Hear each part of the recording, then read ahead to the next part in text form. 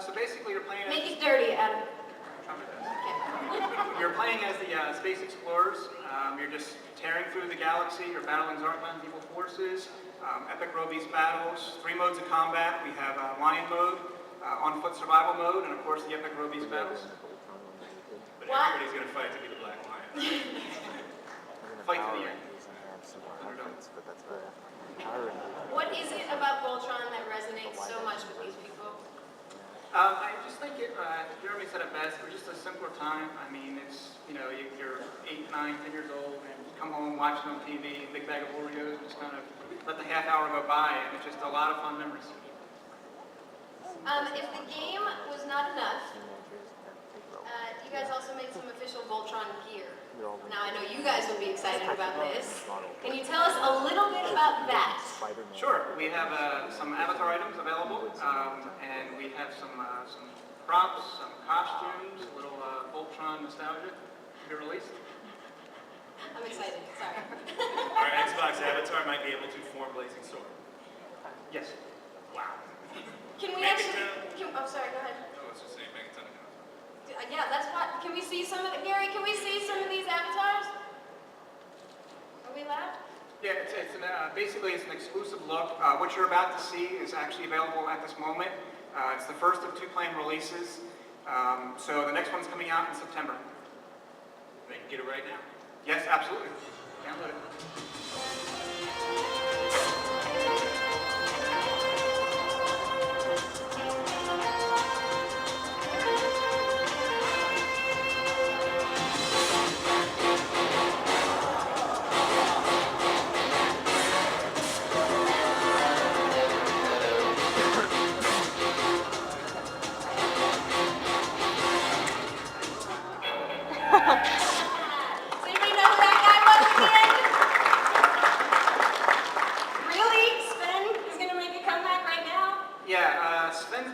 Collecting disability for the past 30 years due to his injury.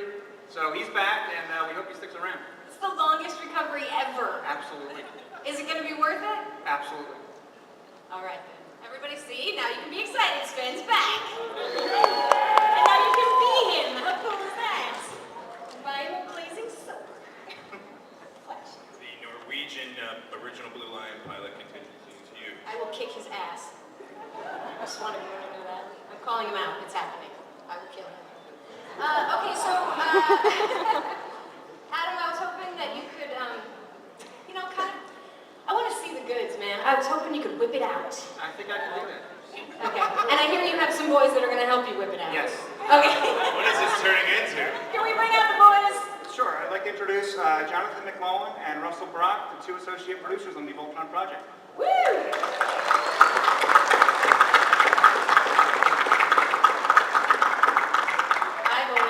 Yawn when you're walking up on stage. You can't already be bored. So it's overtime hours. It's trying to be cool.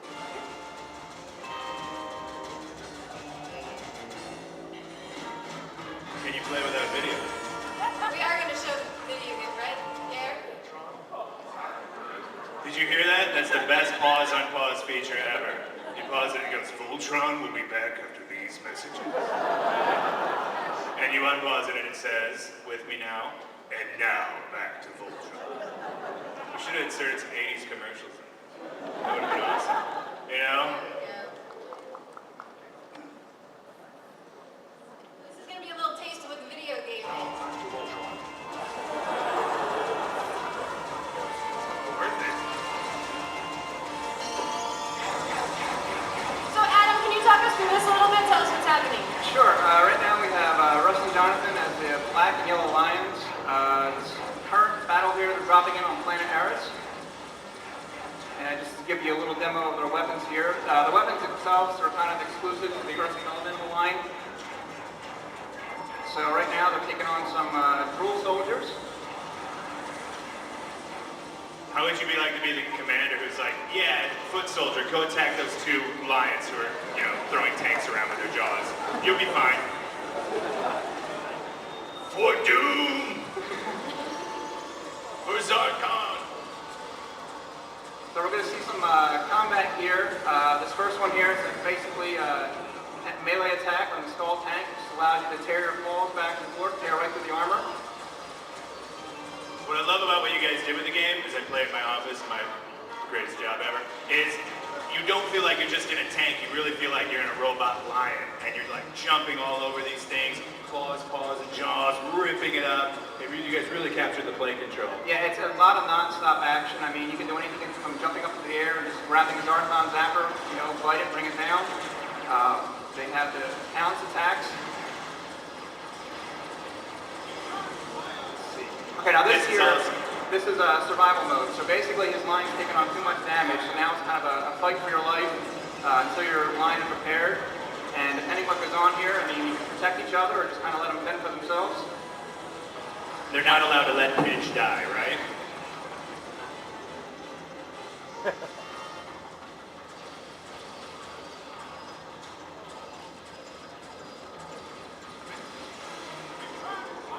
Each line has these different forms of attack, right? Yeah, they Black have line's got that cannon. weapons exclusive to that element of the line. So we're going to get a little further here and we'll be able to show you something. Let's see here. Okay, no more damage there.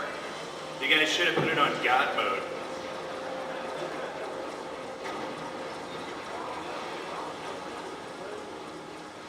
What's sweet at this part, you can hear the robies like thumping, like coming at you. Getting closer Scary. here.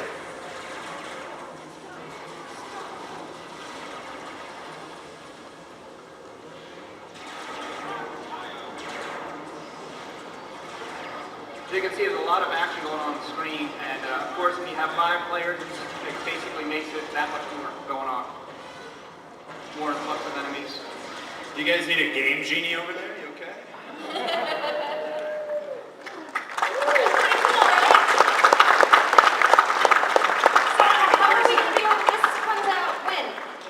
This comes out for the PSN and XBLA in October. October? Yep. Why are you making us wait so long? Gotta make it good. That's right. And so you're not going to be able to buy it in stores, you're going to be able to download it, and it's cheap. It's like $10, right? Yeah, available day 1. How cool is that? Cheap and available, just how we like our video games. And our princesses. Ghost fan! Now, what do I know about Robeast? We have something to show about Robeast, don't we? Yeah, actually tonight we brought with us, it's kind of a sneak peek at the Ruby's battle. Still a little early yet. We're working with the textures and design, but thought you guys want to check it out. Yeah. Let's Let's roll see that some footage. robies. Classic Voltron versus robies. In a video game form, we've been waiting for it.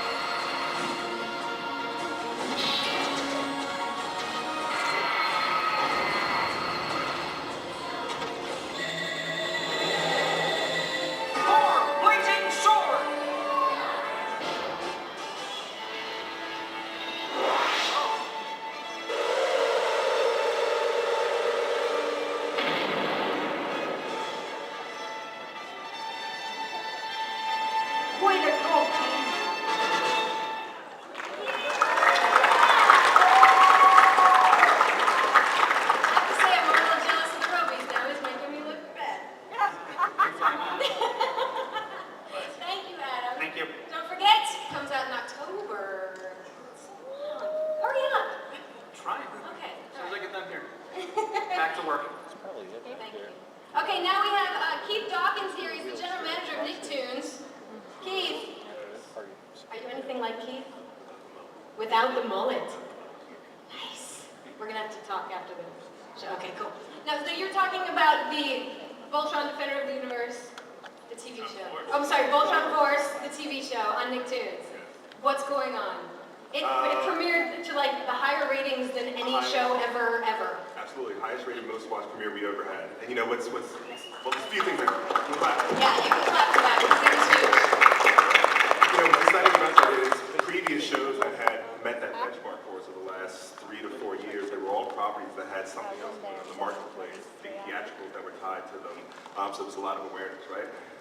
This just speaks to great new property that this young kid audience, kids 6 to 11, they don't know on their own, right? They weren't born into Voltron, so they discovered this. The same kind of storylines that kind of appeal to us as kids. You know, for us at Nickelodeon, we do a lot of research around social stakes, right? Social stakes are the things that really make properties kind of sing for kids. So whether it's epic storylines of good versus evil, or if it's, you know, brother kind of buddy relationships like Drake and Josh, right? There has to be something that matters that wants kids to tune in every day. So that's what Voltron has, right? It's an ensemble type of buddy comedy and all the show and all the relationships that happen in there that kids can relate to, that are important to them. But then there's those universal themes of like good versus evil. Something that matters each week that you need to show up. So I think the kids get that, and that's why this thing was powerful for us 30 years ago, and that's why it's powerful for us now. But it's funny, you know, I was Kickstart Entertainment, who actually produces the show, along with Web. One of the guys who run that company, Jason Netter, was sitting in my office, and he works on a few other properties for us, and this was, I don't know how many years ago now. And we were just talking about things in the marketplace, and I was talking about shows that I personally liked growing up, and I was like, you know what show I loved? And I go, Voltron.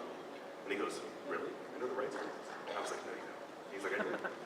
So that's what started this Voltron thing, like my own personal something that I love happened to coincide with, well, we have a brand that's all animation, only about kids 6 to 11, largely skews boys, 70% of our audience is boys. I was like, it's great when that perfect storm can happen of a show that I'm a fan of can also match up with where our brand is going directionally. And that's how we got on this Voltron path. And it's amazing to me that, again, we focus on the kids 6 to 11 audience, and that's first and foremost what we're about. But anytime I mention this property to anyone in and around and outside that audience, people just light up and have these own magical stories to tell. So I was talking with our in-house music folks as we had, you know, signed the deal and we knew we were getting down the path of this. And I said, you know what, I would love to create a new, bring a new theme song, show, you know, for this series, you know, down the road. And I was like, you know, it's big in the hip-hop community, and there's all big Sprite commercials and everything, you know, way back in the day, and all sorts of artists who have referenced Voltron. So they were like, you know, well, I have to be having a meeting this afternoon or this evening with Swiss Beats of, you know, big producer and married to Alicia Keys and all that stuff. I was like, well, mention Voltron, and see if you'd be interested. And they said the minute it came out of his mouth, he was like, sign me up. So again, it just speaks to,